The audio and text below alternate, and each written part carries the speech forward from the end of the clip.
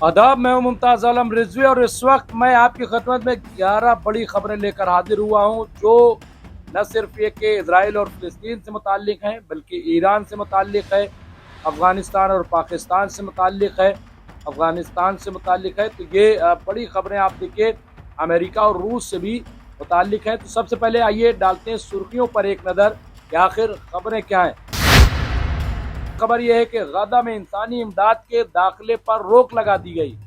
ये इसराइल ने जो पाबंदी थी जो जंगबंदी में तय हुआ था उसकी खिलाफ वर्जी करते हुए अब रफा बॉर्डर समेत तमाम बॉर्डर को बंद कर दिया गया है। तो पहली खबर।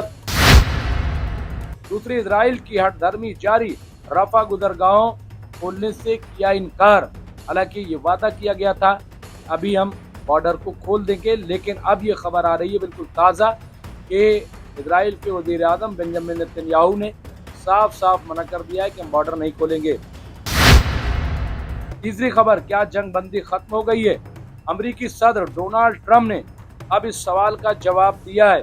उन्होंने तस्दीक की है कि गजा में इसराइल और हमास के दरमियान जंग बंदी बरकरार है। हालांकि आईडीएफ ने गजा में फदाई हमले किए हैं। ये आप देखिए, इस पे भी हम बाद में बात करेंगे।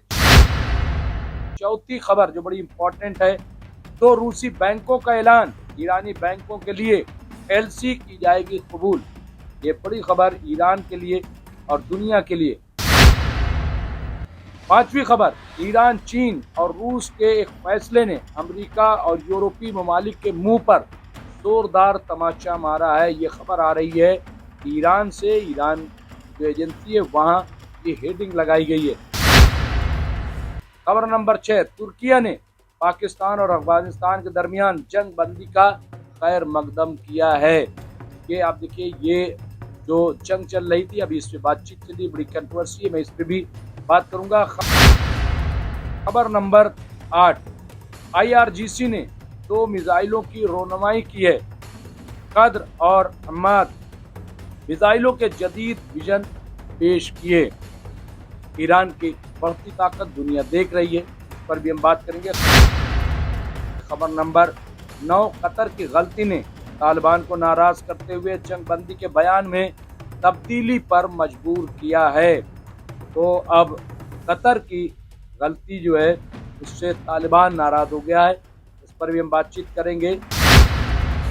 खबर नंबर 10, यमनी मसले अफवाज के chief of staff major general Mohammad Abdul Karim al Ghamari की नमाज जनाजा हजारों यमनियों ने अल शाब मस्जिद में अदा की, जो कई साथियों और उनके 13 साला बेटे हुसैन के साथ इजरायली फदाई हमलों में शहीद हो गए थे। तो ये इतना बड़ा हमला आप देखिए यहाँ पे किया गया था और अब उनका जनाजा जो है वो आखिरी रस्मात पूरी की जा रही है। खबर नंबर 11, कनाडा के वजीर आज़म कार्नी का कहना है कि अगर बैनुल अक़वामी तौर पर मतलूब वांटेड जंगी मुजरिम इसराइल के वजीर आज़म कनाडा जाते हैं तो नेतन्याहू को गिरफ्तार कर लेंगे। यहाँ पे आप देखिए, ये अपने आप में बड़ी खबर आ रही है और एक एक करके तो ये 11 खबरें हैं जिनकी हमने सुर्खियाँ पेश की हैं। अब एक एक खबरों का हल्का हल्का सा जायजा ले लेते हैं जो हालात हैं और क्या हैं। सबसे पहला ये कि गजा में इंसानी इमदाद के दाखिले पर रोक लगा दी गई है। जी हाँ, वहाँ पे तमाम जो रफा बॉर्डर समेत सारे बॉर्डर्स को बंद कर दिया गया और सिर्फ बंद नहीं किया गया है बल्कि गजा पर हमले भी शुरू किए गए हैं। 100 से ज़्यादा हमले इसराइल की तरफ से किए गए हैं और ये इल्ज़ाम लगाते हुए कि दरअसल हमास ने जो जंग बंदी की शर्तें थी उनकी खिलाफ वर्जी की है। हालांकि हमास ने इस बात से साफ साफ इनकार किया है। अब इसराइल की तरफ से जो हमले हुए हैं उसमें अब तक 35 से 40 लोगों के हलाक होने की खबर है। इस मामले में अमेरिका सामने आया है। अब यहाँ पे देखिए, और हठधर्मी ये है। हालांकि ये बात आई थी जब हमास ने कहा और अमेरिका ने इस बात की तस्दीक कर दी कि नहीं, वो हमास का हमला नहीं था कि जिसमें 3 इजरायली फौजी जख्मी हुए हैं। तो अब अमेरिका का बयान आया है, लेकिन इसके बावजूद आप देखिए कि वादे के बावजूद, जंगबंदी के बावजूद रफा बॉर्डर और तमाम बॉर्डर्स को नहीं खोला जा रहा है, जबकि ये हकीकत इस बात की खुद तस्दीक अमेरिका ने की है। अब यहाँ पे देखिए, इसके बाद जब हमास ने बयान दिया, हमास ने जवाब दिया, क्योंकि इल्ज़ाम जो है वो अमेरिका की तरफ से भी लगाया गया था। अब हमास के जवाब के बाद और वहाँ की एजेंसियों के मुताबिक अब अमेरिका ने कहा है कि जो हमास और इजराइल के दरमियान सीज़ फायर हुआ है वो कंटिन्यू करेगा। लेकिन जो इजराइल ने अटैक किया है उस पर कोई बात नहीं की डोनाल्ड ट्रंप ने, कि जिसमें 35 से 40 लोग, आप सोचिए इजराइल अपने 20 लोगों के लिए किस कदर से परेशान था। पूरे इजराइल में रोज बड़े बड़े प्रोटेस्ट होते थे, लेकिन यहाँ 35 से 40 लोग फिर मार दिए। इस पर कोई बात नहीं हो रही, इस पर कोई चर्चा नहीं। 35 से 40 लोगों का मारा जाना, आप सोचिए ये क्या कोई मामूली बात है? हा? आप 20 लोगों के लिए, डेड बॉडीज के लिए आपके लोग इतने इंपॉर्टेंट हैं, यानी आपके लोगों में जान है, जिंदगी है। लेकिन गदा के लोग जो है वो ना तो जान है, वो जानवर है क्या? वो क्या है? अब दुनिया देख रही है। अमेरिका एक लफ्ज इस पे नहीं बोल रहा है कि आखिर ये हमले किए क्यों गए, क्यों हमले किए गए, एक लफ्ज बोलने के लिए तैयार नहीं है। तो ये आप देखिए, ये मैं समझता हूँ कि अमेरिका को आगे आना चाहिए। और अब तक ना तो कतर से बयान आया, जो सालिस थे, जो मीडिएटर थे, ना मिस्र से बयान आया, ना तो तुर्की से बयान आया। हाँ, मिस्र, हमास का एक डेलीगेशन मिस्र पहुंचा है, यहाँ पे कहा जा रहा है कि वहाँ पे बातचीत की जा रही है, इस पे गौर ख़ौस किया जा रहा है, ऐसी खबरें आ रही है। तो हो सकता है कि मिस्र से कुछ पॉजिटिव आए, लेकिन फिलहाल हालात बड़े कशीदा हैं। अब ये देखिए, जो एक अब ईरान और रूस के हवाले से हम बात करें, ये आपको पता है कि ईरान और रूस के दरमियान बड़े अच्छे रिश्ते कायम हो गए, बड़े अच्छे ताल्लुकात, और बड़े पैमाने पे दोनों में तजारत भी हो रही है, और डिफेंस, ख़ास तौर से डिफेंस के मामले में बड़ी बड़ी डील हो रही है। लेकिन अब तजारती मामले में, इक़्तिसादी तौर पर भी देखिए, तो रूसी बैंकों का ऐलान, ईरानी बैंकों के लिए एलसी की जाएगी कबूल। तो ये मैं समझता हूँ कि बहुत बड़ा ये मामला है, और इससे ईरान भी मजबूत होगा और ताल्लुकात भी बहुत अच्छे हो जाएंगे। और ये अमेरिका के लिए बहुत बड़ा जवाब है, जो जिस तरह से पाबंदियां आयद की जा रही थी। लेकिन बात यहीं तक नहीं रुकी। अभी आप देखिए कि ईरान, चीन और रूस के एक फैसले ने अमेरिका और इजराइल के मुंह पर जोरदार तमाचा मारा है, कि ये बात कही जा रही है। अब ये क्यों कहा जा रहा है, ऐसी कौन सी चीज़ है? तो देखिए, तीनों के रिश्ते जग जाहिर है, तीनों के रिश्ते जो मजबूत हो रहे हैं, उससे बहुत ज़्यादा परेशानी अमेरिका को है, इजराइल को है।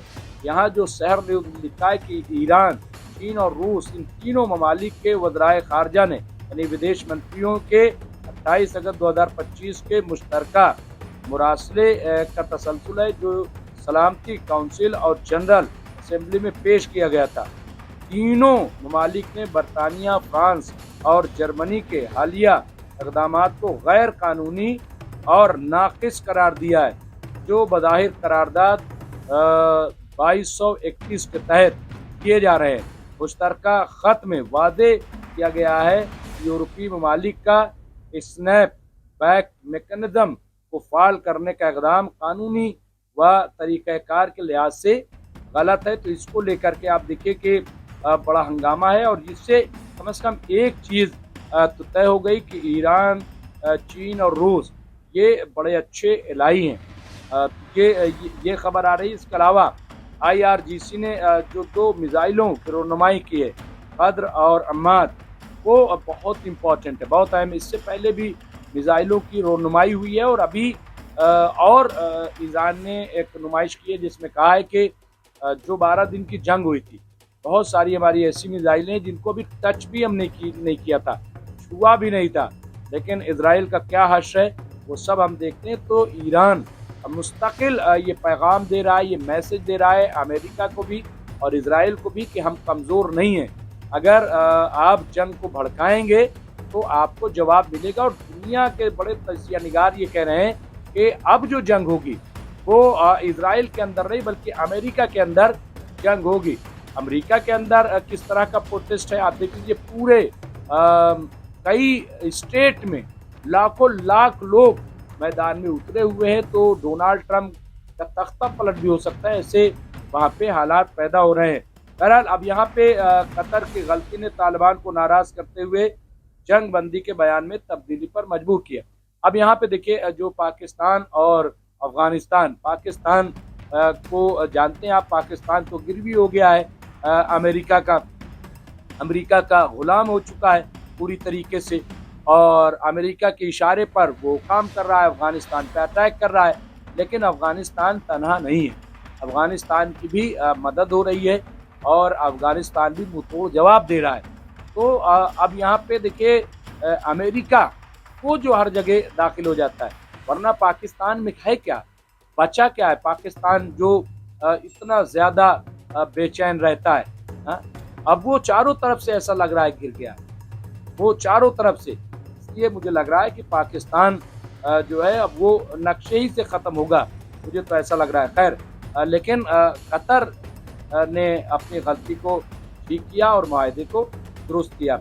अब यहाँ पे आप देखिए मसले अफवाज के चीफ जो मेजर जनरल थे जिनका असैसिनेट किया गया इजराइल के ज़रिए, मेजर जनरल मोहम्मद अब्दुल करीम अल-गमारी, तो उनमें नमाज जनाजा जब हुई तो लाखों हज़ारों लोग उसमें शरीक हुए, और जाहिर सी बात है कि ये बहुत ही उनके लिए बड़ा झटका है।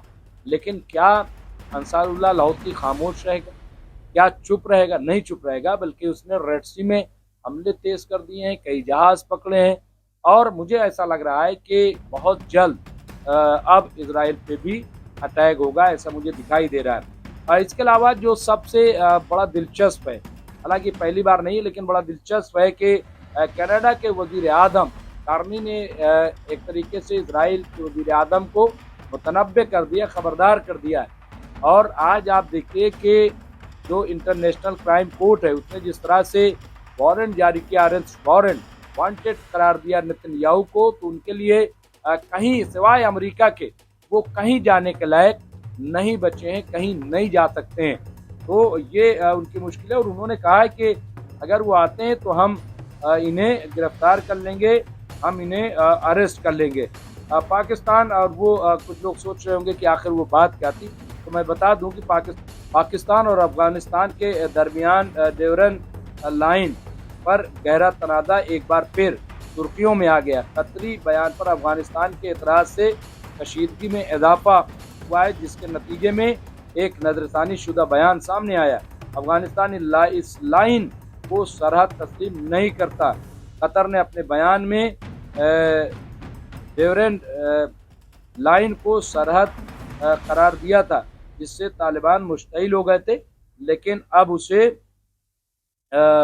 ठीक कर लिया गया है। तो बहरहाल ये खबर थी, ये तमाम इस वक्त की बड़ी खबरें थी जो हमने आपके खदमत में पेश की है। तो इस तरह की खबरों के लिए देखते रहिए MMC न्यूज़ इंडिया और हमसे जुड़े रहिए। और हमने जो प्रोडक्ट आपके लिए टैग किए हैं वहाँ जा करके आप प्रोडक्ट की परचेजिंग कर सकते हैं, शॉपिंग कर सकते हैं। बड़े अच्छे अच्छे प्रोडक्ट हैं, और अगर कुछ और आपको ज़रूरत है, आप चाहते हैं कुछ ऐसा प्रोडक्ट हो, तो आप हमारे कमेंट बॉक्स में जा करके हमें कमेंट कर सकते हैं, और हम कोशिश करेंगे कि वो प्रोडक्ट भी हम टैग करें ताकि आप उसे परचेज कर सकें। देखते रहे MMC न्यूज़ इंडिया। बहुत बहुत शुक्रिया।